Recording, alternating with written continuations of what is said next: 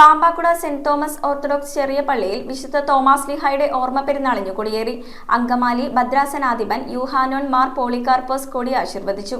December 20-21 തീയതികളിലാണ് പെരുന്നാളിന്റെ പ്രധാന ചടങ്ങുകൾ നടക്കുക. പാമ്പാക്കുട സെന്റ് തോമസ് ഓർത്തഡോക്സ് ചെറിയ പള്ളിയിൽ വിശുദ്ധ തോമാസ് ലീഹായുടെ ഓർമ്മ തിരുനാളിന് കൊടിയേറി. അങ്കമാലി ഭദ്രാസനാധിപൻ യൂഹാനോൻ മാർ പോളികാർപ്പോസ് കൊടി ആശീർവദിച്ചു. പള്ളി വികാരി ഫാദർ അബ്രഹാം പാലപ്പിള്ളിൽ, പെരുന്നാൾ നിർവാഹകൻ ഡോക്ടർ ജോസഫ് താണിക്കുന്നേൽ എന്നിവരടക്കമുള്ള വിശ്വാസികൾ ചടങ്ങിൽ പങ്കെടുത്തു. ഡിസംബർ 20-21 തീയതികളിലാണ് പ്രധാന പെരുന്നാൾ ചടങ്ങുകൾ നടക്കുക. ബോംബെ ഭദ്രാസനാധിപൻ ഗീവർഗീസ് മാർ കുർലോസ്, മലബാർ ഭദ്രാസനാധിപൻ ഗീവർഗീസ് മാർ പക്കോമിയോസ്, ഇടുക്കി ഭദ്രാസന മെത്രാപ്പോലീത്തയും കണ്ടനാട് വെസ്റ്റ് സഹായ മെത്രാപ്പോലീത്തയുമായ സക്കറിയ മാർ സെവേറിയോസ് എന്നിവർ മുഖ്യ കാർമ്മികത്വം വഹിക്കും. ഡിസംബർ 20-ന് ഫാദർ വിപിൻ സാബു പാടത്ത് വിശുദ്ധ കുർബാന അർപ്പിക്കും. തുടർന്ന് കാക്കൂർ കുരിശിങ്കലിൽ കൊടിയേറ്റ് നടക്കും. അന്നേ ദിവസം വാദ്യമേളങ്ങൾ തുടർന്ന് 75 വനിതകൾ പങ്കെടുക്കുന്ന മെഗാമാർഗം കളി, സന്ധ്യാപ്രാർത്ഥന, കാക്കൂർ കുരിശിങ്കലിലേക്ക് പ്രദക്ഷിണം, ധൂമപ്രാർത്ഥന, ലേലം എന്നിവ നടക്കും. ഡിസംബർ 21-ന് വിശുദ്ധ മൂന്നിന്മേൽ കുർബാന, തുടർന്ന് മാർ ഗ്രിഗറിയോസ് ചാപ്പലിലേക്ക് പ്രദക്ഷിണം, ആശീർവാദം, നേർച്ച സദ്യ, ചെണ്ട,